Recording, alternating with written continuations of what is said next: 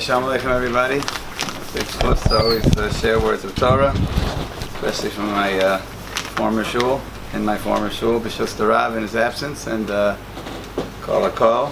Wanted to discuss the topic of Geirus, conversion, specifically with an eye toward the current controversies within conversion. To tie in somewhat to the time period that we're in is, of course, the upcoming Yom Tov of Shavuos,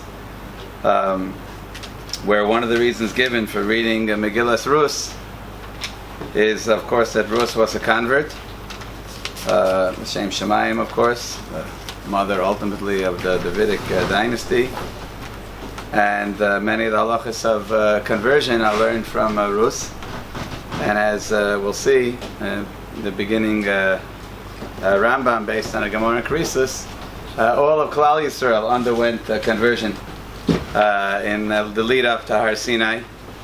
So hence, again, one of several reasons that are given as why Megillas Rus is read. So starting with the very first source, just to give some background information and also leading up to the main topic I want to discuss, which is again certain controversies in the validity of certain types of conversions.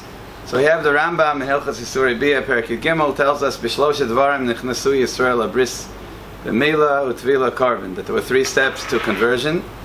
Are three steps to conversion: Bris Mila for a male, Tvila for both men and women, and Karban for both men and women. Not a topic for now, but Karban obviously is not possible under the current circumstances, and we learned from Sukkim that the Karban is not ma'akev the conversion. I think Rav Soloveitchik Zatzal wanted to say a fancy pshat that it is ma'akev the conversion with respect to entrance into the mikdash. That the ger nowadays is a 98% convert, but with respect to mikdash you need the karban, and that completes the gerus with respect to entrance into the mikdash. But either way, for all intents and purposes, the two steps for males and one step for females is crucial.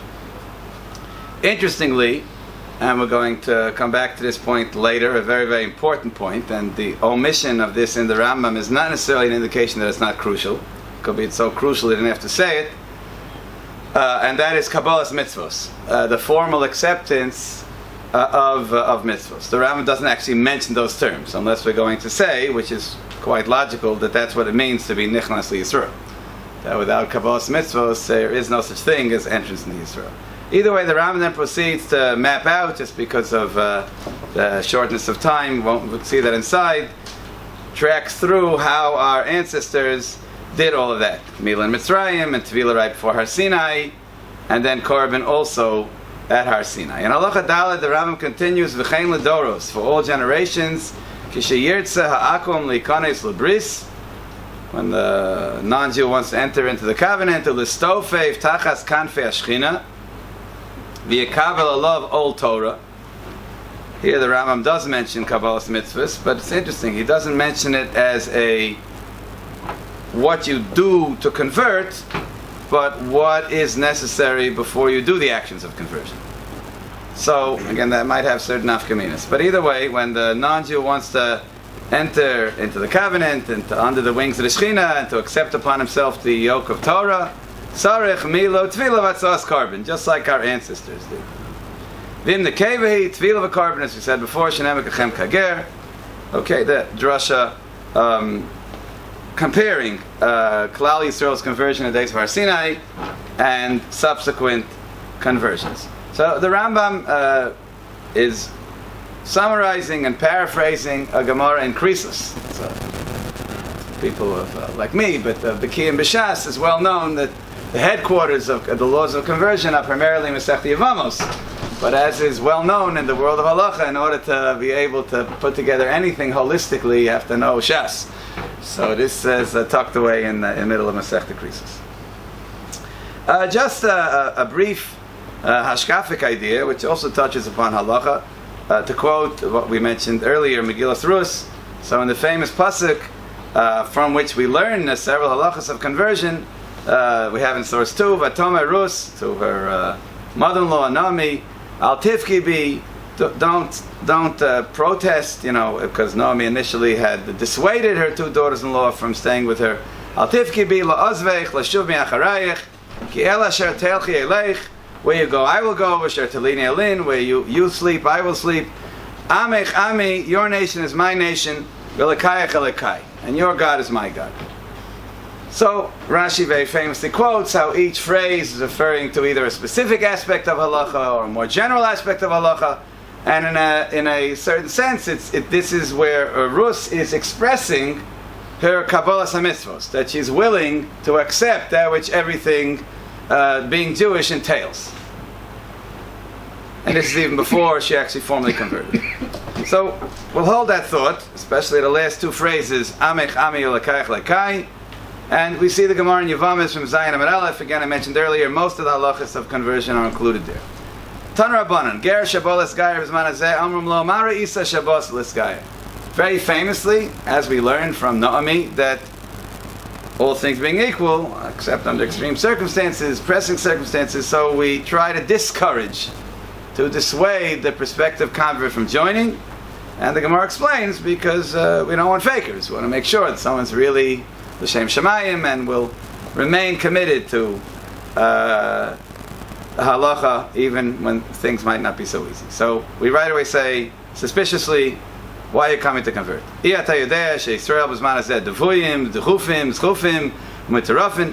Don't you know there's terrible anti-Semitism in the world, they persecute us, and we get heavenly punishments, so the pro-Hamasniks on college campuses will scream at you and spit at you, and in much of Jewish history do a lot worse. So why do you want to be Jewish? Like, why don't you just stick to where you are? They say nowadays, I'm good, so why don't you just stick to that? So the Gemara very curiously ends by saying, Im Omer, if the convert says, Yodeani, I know all that, V'eni chidai, I'm not fit to join such a holy nation that is so despised. So then, Mekablan Osamiyat. So we accept the convert right away, we don't give them any more trouble. Umodian, and apparently if not, so then we give them more interviews, or more dissuasion. Umodian also mixes mitzvahs kalas, or mixes mitzvahs chamuros. We tell them a sampling of mitzvahs. Okay, the Gemara goes into explaining a little more about which mitzvahs, etc., which also needs its own analysis, why dafka the ones the Gemara chooses. Skipping a little bit, Umodian also onchashel mitzvahs. We speak about the punishments of mitzvahs, and we tell him that you should know, we'll paraphrase this now again just due to time, that till you became Jewish, when you eat shrimp, paraphrasing the Gemara, no problem. You eat chametz on Pesach, no problem. Now, you eat shrimp, 39 lashes. Now you eat chametz on Pesach, kares. So, you sure you want to do this? And again, other things that are frightening to him, but we also give the rosy side of being a Jew, matan schar shel mitzvahs, that olam haba is for tzaddikim, and the Yisrael b'zman hazeh, the reason they get punishments from HaKadosh Baruch Hu is for a good reason, to purify them for olam haba, etc. And there's more olam haba waiting for Jews than for non-Jews, and so we blend in between good cop, bad cop in order to see that they're serious. And then finally, last line of the Gemara, when it comes to actual conversion in the mikveh, talking about mibechutz because we're dealing with a woman. We already had the Mila for a man, and now we're ready for the Tefillah, or for a woman just the Tefillah. And then they again inform the convert about some of the, so to speak, lighter mitzvahs and some of the heavier mitzvahs. Again, not a topic for now, we're not going to discuss this now. The Gemara never 100% states, so what about the tefillah itself? So for a man, of course, the beis din of 3, we need a beis din for Geirus, is going to be there. What about for a woman? So the fact that this Gemara says that Shnei Talmidei T'milcham Amlam Mechutz, that's talking about because they're informing her about mitzvahs. So there's no reason for them to be in the mikveh room then.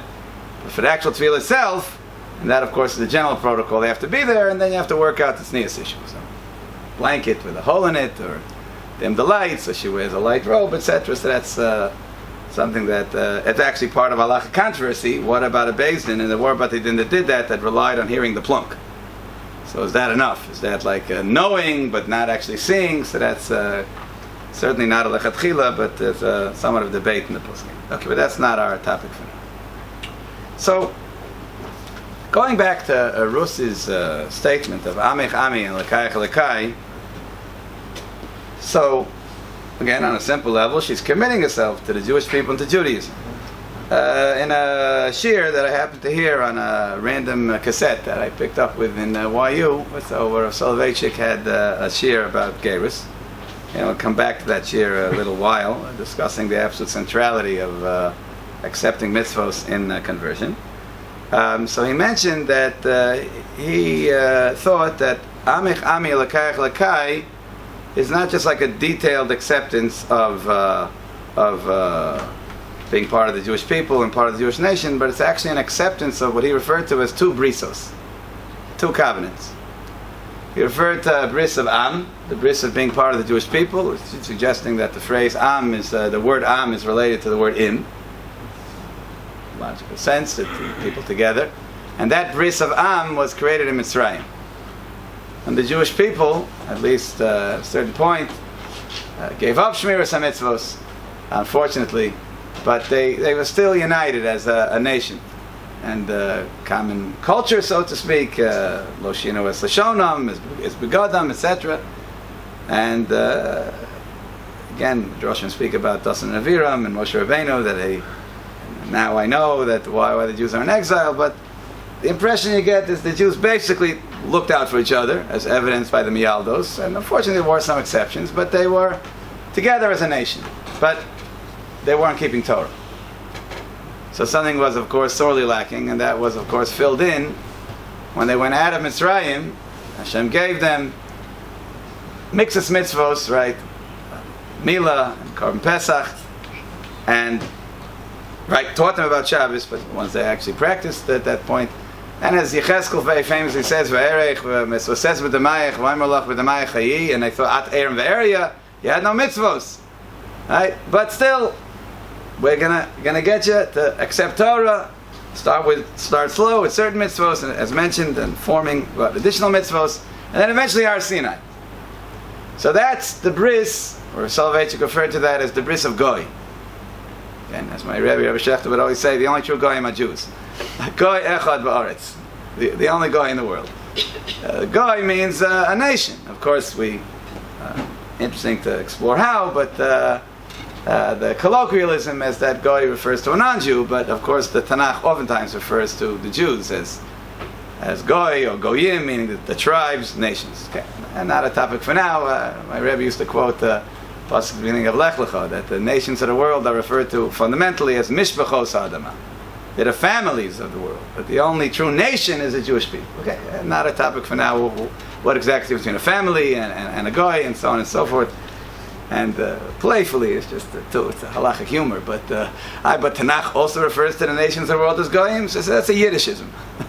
Sometimes the Tanakh is using a borrowed expression. Okay, but there are certain halachas in terms of yichus, fatherhood, motherhood. Motherhood determines Goy, and fatherhood determines a mishpacha. Okay.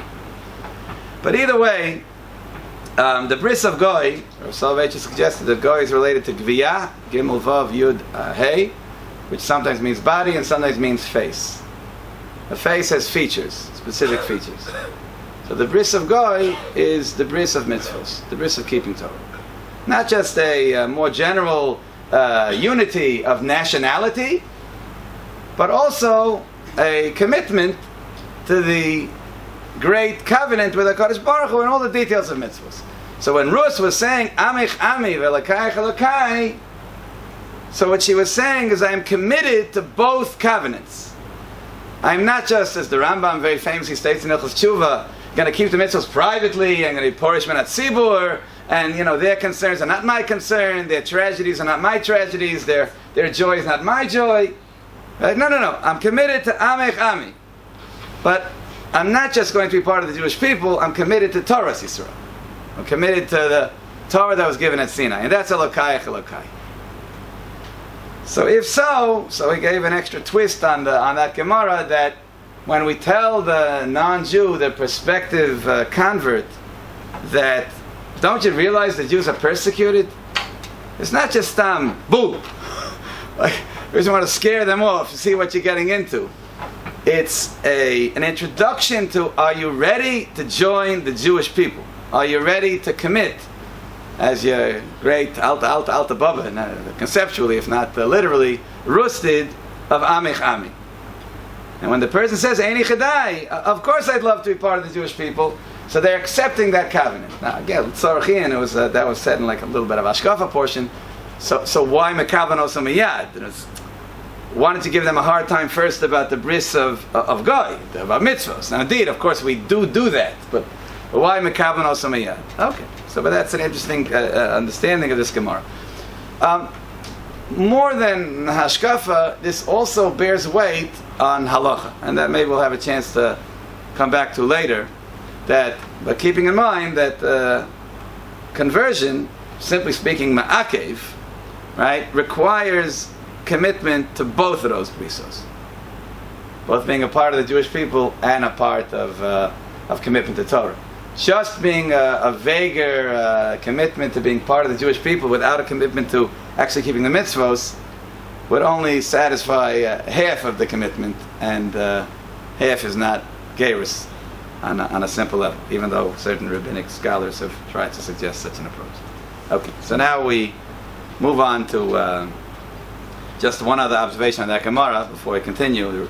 Most of the shir is going to focus on Kabbalah's mitzvos. So the Gemara clearly states that we're supposed to inform them about mitzvos. And later, if we get a chance, we'll see it inside, otherwise outside. The Rambam explicitly states, maybe get a chance to bring the raya of the Rambam, or for the Rambam, that telling them about the mitzvos is not crucial. So at first glance, it sounds like that which we already hinted to before, that the Rambam at first speaks about how you need bris milah and tefillah and korban, and he doesn't say Kabbalah's mitzvos, but then the Rambam later says that when a non-Jew wants to enter into the covenant and be makabel al Torah, so bottom line, you have to accept the mitzvos, you don't have to accept the mitzvos. So this Gemara talks about the fact that we inform them about the mitzvos, and Rambam says that's not important. Can I ask a question? Yeah. If a person doesn't accept the mitzvos, yeah, then how does Tevila and Mila work to begin with? Right, that's the point we want to focus on. I'm saying, like, is there a well, with a Beis Din, they do it under the framework of a Beis Din. But if I don't accept mitzvah to begin with, then how does any of that matter? You're raising an excellent point. But slow and steady, just to see the sources inside, there have been those who wanted to suggest, based on a very difficult Rambam, that at least b'di eved, if you go through the motions, then it's chal b'di eved. The purpose of the shir is to try to go through many sources that indicates exactly what you're saying. That your Rav Soloveitchik in the same shir said that anyone who wants to take out Kabbalah's mitzvahs from Geirus, he used very strong terminology, is being mekakea kol inyan hageirus. Okay, so they use very strong terminology. Okay, but again, just in the purpose of the shir, we're going to try to do it methodically. Okay, so the Gemara in Bechoros, another left field source, Laman Beis, the Gemara tells us in the context of Trumas Maisros, but then moves on to Geirus. Tana Rabbanan Abola Kabel Divi Chaveris Chus Midav Recharei Mekavlin also. Again, not a topic for now in terms of the status of a Chaver and certain Dikdukim and Trumas Maisros and Tumah V'Tara, etc. Ovik Ochavim Shabola Kabel Divrei Torah is the source 4. Chutz Midav Echad. A non-Jew who's ready to accept the Torah except for one thing. It doesn't say we didn't inform him about everything. We don't inform him about everything. That he's ready to accept the Torah except for one thing. Ein Mekavlin also. We don't accept him. Rabbi Yehuda Omer afilu diktik echad midivrei sofim. My Rebbe will give an example. Even if the non-Jew says, I'm accepting everything, but I don't accept the mitzvah derabanan to get shikar on Purim. So we don't accept it. Okay. I don't know why I chose that example, because actually Machlokes we shown them whether after Rava comes Shachtel or Reb Zera, maybe we don't pass from that halacha. Okay. So there's an interesting debate if we pass like Rabbi Yosef Yehuda, but we certainly pass like the Tanna Kama. So what does that mean? That means a non-Jew who's ready to accept the whole Torah, even except for one thing, we don't accept him. Is that ma'akev? So, simply speaking, as mentioned before, what do you mean? Of course it's ma'akev. So, fascinatingly, since we're not saying that Shuv inside, there was a gadol who suggested that maybe it's not ma'akev. The fact that they don't accept one thing.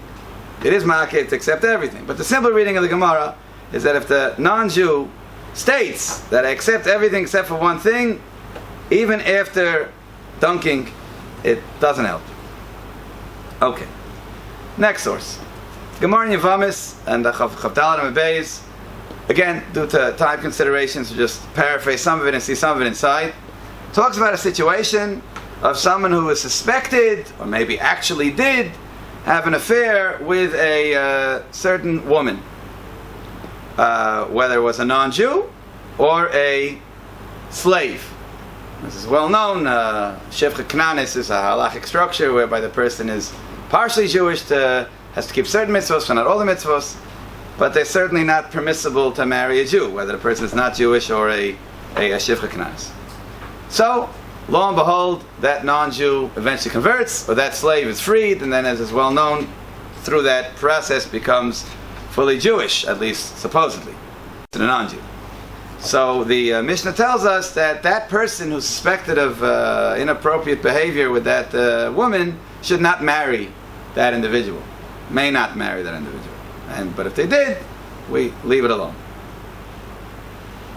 So the Gemara, let's see the Gemara inside the third line in source 5. Geirus miahavya. Gemara says that let's stick to the non-Jew rather than the shivcha. It's easier to talk about. So the non-Jew is converted. So she is a candidate for marriage, but you can't marry her because of the fact that there's a suspicion that you were with her before. So the Gemara says, Ramini, a man who converts because of a woman that converts because of a man, because they feel the Jews are high up, so they want to join the royalty of the Jews. They're not converts, even b'di'evet, if they went through the steps of conversion. Divrei Nehemiah. Different kinds of situations that they had some kind of ulterior motive. Mordechai Esther, of course, when the Jews were up at the end of the Purim story, Geirus Arayos, very famously a reference to the Kusim, who converted in the days of the Bayis Rishon because they were being eaten by the lions. So Rabbi Nehemiah says, even b'di'evet doesn't work. So how could the Mishnah imply that the only reason we're not letting this Jew marry this convert is because there's a suspicion of the fact that there was some inappropriate behavior beforehand? But Rabbi Nehemiah says something more fundamental. She's just not Jewish. You can't marry her because she's not Jewish. So the Gemara says, last full line in the middle, Ha-itmar Allah. It was stated, Amr Yitzchak bar Shmuel, bar Marta, Mishmei the Rav, Halacha kedivrei Omer kulam geirim. One of the Rishonim points out that there was a Masorah, there was a machlokis on Rabbi Nehemiah. Not everyone agreed with Rabbi Nehemiah. The Chachamim disagreed and said that b'di'evet kulam geirim. What's this debate about?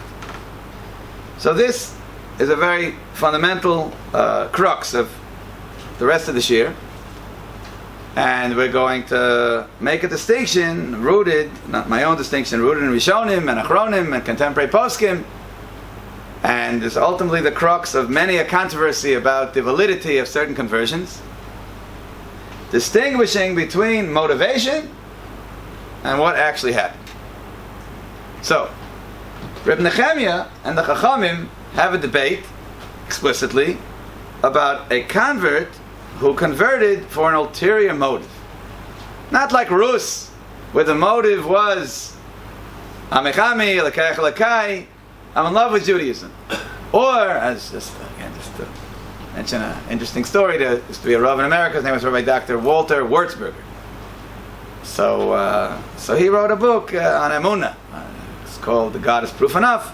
So in the introduction to the book, he said that once he was involved in a certain conversion case, a prospective convert, she had to be a woman, and true to the directives of Chazal. So he told her that, I see you're very educated. Clearly you must have studied that non-Jews also, according to our religion, can merit eternity. So why don't you take the easy route to eternity as a Noahide and just keep the laws that Judaism has for non-Jews. Why do you want to go to full 9 yards for the 613, which is going to be much more difficult? So the woman said to the rabbi, he said, I don't want Olam Haba in Olam Haba. I want Olam Haba in Olam Hazeh. That's why I want to be Jewish. So that's a convert to Shem Shemayim. I imagine at that point he stopped pestering her. So if the motivation is not pure, Reb Nechemia says it's pasal b'di'evid, right? Which would mean, again, I'm not a statistician, but judging by the tshuvas, many conversions, perhaps even most conversions in our confusing era of so many Jews who are not Shomer Torah mitzvahs and mixed marriages that are sometimes quote unquote upgraded to some extent by one of the spouses converting, or people who fall in love with non-Jews and then being converted. Again, not our topic whether that could ever be sanctioned halachically, at least in a Shas Adchak and so on and so forth. According to Nechemia, it just doesn't work. If the motivation is not the Shem Shemayim, it's not a pure motivation, it doesn't work. But according to Chachamim, it does. So at first glance, this Gemara again seems to verify, in terms of psak, our initial troubling contention that maybe accepting mitzvah is not so important. Because if my whole motivation is to marry the Jewish man or the non-Jewish man, or to be in the Israeli basketball team, or to join Tzahal, or whatever. They still could accept mitzvahs. I'm sorry? I'm saying that could be their drive. Very good. Just for argument's sake, I'm just raising the other possibility how this could have been misread. Rishonim and Achronim all say exactly like you said. An ulterior, we'll see it inside, it'll be better. An ulterior motive might lead to the conclusion that the only thing going on in that person's mind is get the girl, get the boy. But all the mitzvah thing is meaningless to them. And maybe even in public, maybe they'll keep the mitzvahs, but in private they'll violate them because it's just it's meaningless. Right? Whatever, I don't want to get thrown out of the community, but there's nothing in the heart at all. So that reading of the Gemara is not accepted by at least the majority, if not all the poskim of Rishonim Achronim. And I just wanted to highlight that idea with a famous ritva that I heard from, I quoted often by the poskim, that I first heard from my Rebbe, Rav Branchspiegel Zatzal, one of the outstanding Rosh Yeshiva, first in Yeshivas Ben Yitzchak Chanan, and then later in Landers College.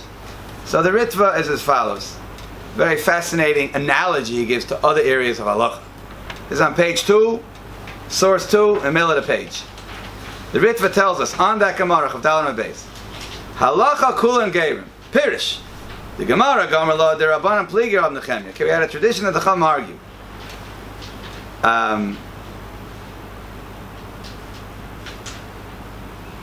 Skipping to the last line of the Ritva, 3 lines down, where it says ha in parentheses.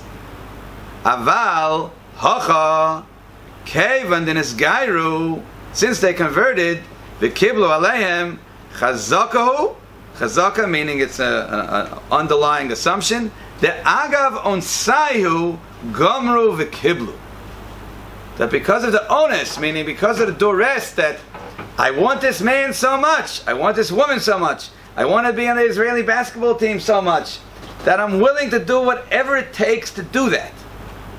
Even if it means totally transforming my lifestyle. This line, continuing, Geirus,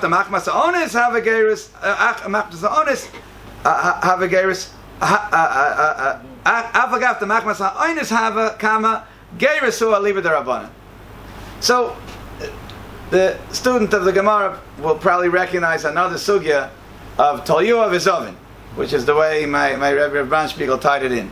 That even though it's not necessarily so intuitive, that if the Jewish mafia puts a gun to your head and says, I want to purchase your house, and I'm going to make you an offer that you can't refuse, right?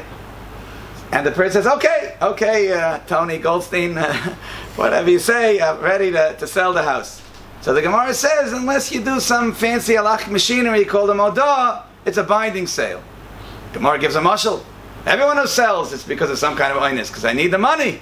Otherwise, just keep all your toys, all your assets, all your property. So even though here you made a decision to save your life, right, and that your house is not as important, plus you're getting money, in other words, you're getting fair exchange. If the mafioso says, I'm going to make you an offer you can't refuse, and I want you to give me a gift, then it's not binding, because you're not getting anything in return. But if you are getting something in return, but you'd rather have kept your house, so we say that bottom line, you made a calculated decision that it's more worth it for me to save my life and at least get money. I'll be able to buy another house. Then, so you have a Gemiras Das. You have something, you have a full mindset to get involved in the sale. So it squeaks through. Do we give Tony Goldstein Mafter Yoina? No. Do we maybe put him in Cherem for scaring people? Maybe yes. But in terms of the formality, that the person can't be mevatel the sale. So the Ritva fascinatingly says that's exactly what's motivating the Shittas Chachamim. That there might have been an ulterior motive, but like the phrase oftentimes implies, we have a lot of ulterior motives in life. Chazal tell us, mitoch shelo lishma, bo lishma. But at a certain point, they said, she's not going to accept me. He's not going to accept me unless I commit to this lifestyle. So I'm committing to the lifestyle. Whatever it takes to get them. Or to whatever other motive it is. So according to this Ritva, and it's a very eye-opening Ritva, why do you have to say all that? Why didn't you just say, bottom line, they took the plunge, it works. Agav Onsayu, they went to the mikveh. They went to the mikveh. It's a reality. So the Ritva is obviously assuming that you must have Kabbalah's mitzvos, otherwise there's no Geirus. Except you got the Kabbalah's mitzvos through some kind of ulterior motive. Okay, so this informs the rest of the shir, and everything is just examples of that, back and forth. So notwithstanding some minority views that have been put forth, and that's very much part of current Geirus controversies, based on a mysterious Rambam, which we're not going to have time to explore, but even that Rambam has been very much dealt with by those who do not and could not imagine that the Rambam disagrees with that fundamental principle of the Ritva. So this is the basic approach we're going to be giving over. So we start getting back to page 1. We continue our discussion, getting back to page 1 about and this is actually an interesting machlokas in terms of the sub-details of this, and this is called Dvarim Shebelev. The Gemara Masechta Kiddushin tells us that Dvarim Shebelev Einum Dvarim, in a fascinating case where a person is selling his land in, let's say, Chicago in order to make Aliyah, and the Aliyah falls through. So he doesn't make Aliyah, and then he wants to be mevatel the sale, because the only reason I sold it was in order to make Aliyah. Now I can't, so even though you bought the house fair and square, but it's not fair and square because it was not my intention to sell it if it wouldn't work out. So the Gemara tells us that, unfortunately, let the buyer beware, or the seller beware, that it's Dvarim Shebelev and Dvarim. You had that in mind, you didn't put it into the contract, so it's not binding, and therefore the person, unless he wants to be a nice guy, does not have to nullify it. So to make a very, very complex sugya short, I have to make it short for two reasons. First of all, I'm not knowledgeable of the complexities. Second of all, we don't have time. So Taisus there has a very fundamental distinction, and he has 3 levels. Level number 1, things that are arbitrary. So, for example, Haret Mekudeshesli, if it rains tomorrow. What does rain have to do with the marriage? Haret Mekudeshesli, if I like blue suits. What does that have to do with the marriage? But the halacha is that when someone is making a transaction, he has a right to stick in whatever condition he wants. So then you need what's called, by the Mishnayos and Kiddushin, Tanai Kafel. You need all kinds of legalese. If this, then yes. If not, not. If it makes sense, like you're only willing to sell your house if you're moving to Eretz Yisrael, and if not, not. So then all you have to do is mention it. You don't have to put in all of the legal terminology. You could say, I'm selling this because I'm making Aliyah. That's enough. And if you fall through, you have an ability to cancel the sale. And then there's certain things, and Tosis uses a term that appears elsewhere in the Gemara. If there's an umdana de muchach, if it's self-evident that the only reason you're doing this is because of this, self-evident. When you sell a house, you can sell it for many reasons, not just because of Aliyah. If it's self-evident, then you don't even have to stipulate it. I'm not familiar so much with the secular contract law, not at all, but there's certain things you say are implicit. It is only all things being equal, but if this condition is not true, then there's no sale. Somewhat similar, although not identical, to the concept of mekach tos. Right? I buy a car, I didn't say that it has to move. Right? But that's understood. I'm not buying a car as an ornament. We buy cars to drive.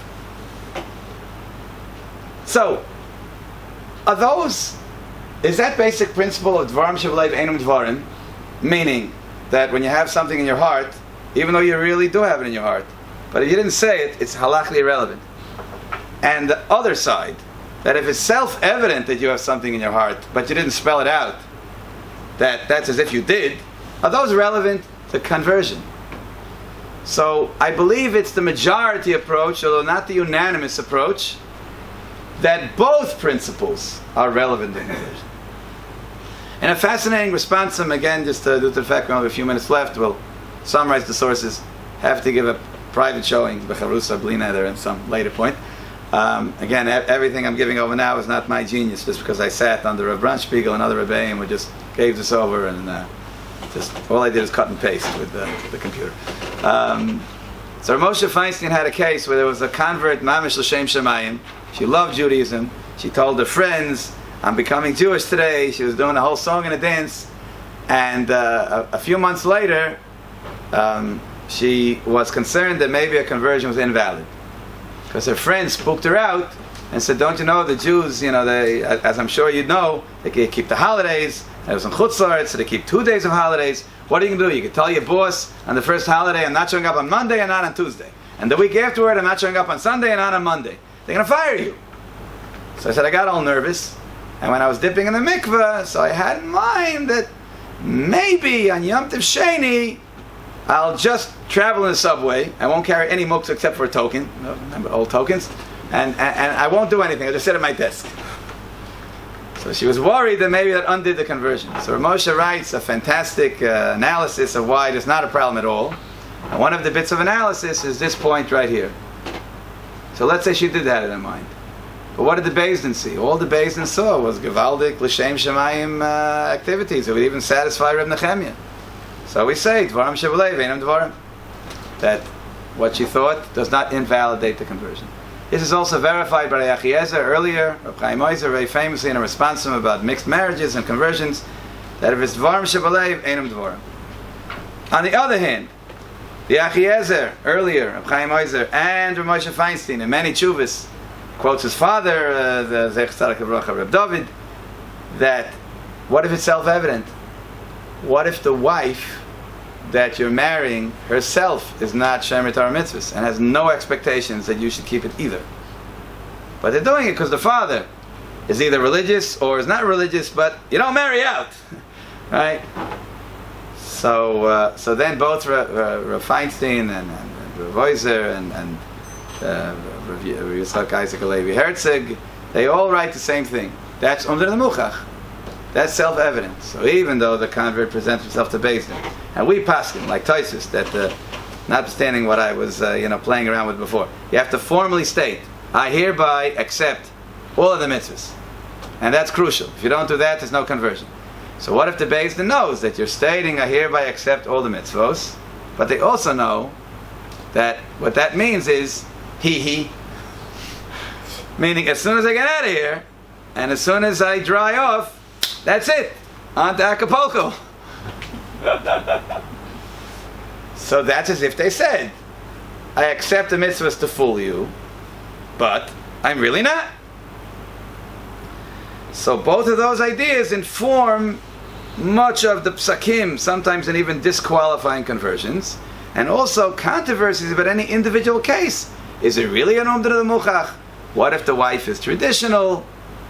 So just to give over the basic framework of what much of it, again, these controversies are based on. I wanted to end with just one final idea. Again, in Lomdus, Moshe Feinstein itself has like 10, 20 tshuvas on conversion, as do many other poskim. Much can be said about this. One final point. Sin is as old as Adam and Chava. Failures, human foibles, and the fact that HaKadosh Baruch Hu B'Chasadav allows us to do tshuva is very much a part of the fabric of our Torah. So, would we say that every time a Jew doesn't put on tefillin, or doesn't give enough tzedakah, or speaks lashon hara, did not makabel that mitzvah? For some, maybe. But if someone is basically shomer Torah mitzvah, so we'd rather say that he gave into the Yetzer Hara, either because of taiva, gaiva, kina, whatever it is, a shtickle apikursis. As they all point out, every sin is premised on a little bit of heresy. Because if your mamish believed that Hashem gave you the Torah, is always watching you, etc., it's a failure. So, do we expect more of the convert? That the convert has to be more religious than even someone who's committed to Judaism but sometimes has failures? So, significant poskim, including the Moshe Feinstein, say that there's a very good svara to say no, and that was another angle for leniency with that woman. What was that woman doing? She was saying, I'm not mekabel Yom Tov Sheni. I don't accept it as a principle. It's clear from everything she was saying is that I do, but I'm afraid to lose my job. Just like any other Jew might give in to some Yetzer Hara to not do that. Says Rav Moshe, that's not a lack of Kabbalah. That's a lack of willpower to overcome the Yetzer Hara. So this also serves, again, in any individual case, it needs analysis obviously from Gedolei Poskim, but what do you say is so fundamental? Let's say, for example, I'm committed to everything, but what could I do? I love my husband, and he's going to force me to be Mechal Shabbos. I'm going to be Mechal Shabbos. I'm committed to everything, Taras HaMishpacha. But what could I do? My husband's not going to let me go to the mikveh, so I'm going to violate that too. What could I do? My husband loves shrimp, so I'm going to go to the non-kosher restaurants. At a certain point, we say that, what? You're not makabel anything. So if you read the Achiezer's tshuva, he distinguishes between a certain detail where we're ready to say that as long as you didn't say, I'm not accepting it, that's avaryonos, that's sin. But certain core practices of Judaism, kashrus, Shabbos, Taras HaMishpacha, etc., that if you're not ready to accept it, that we view that as a lack of, if you're not ready to do them, that we view it as a lack of acceptance, which disqualifies the Geirus, rather than just a lack of fulfillment, which according to the Svara, will not.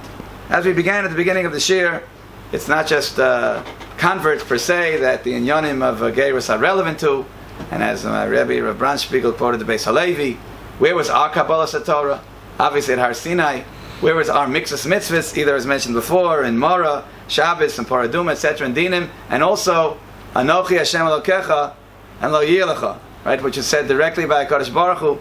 The notion of Kabbalah Satorah, the notion of the fact that Judaism and Yadus informs us not just to do mitzvos, but to be makabel them and to accept the package deal, and such that failures are exactly that. They're immediate regret and return to Torah Hashem is something that we certainly learned from this very majestic topic of Geirus, which is very, very relevant to us as well. Thank you for listening. Everyone should have a wonderful day and a good Yom Tov. Shkoyach.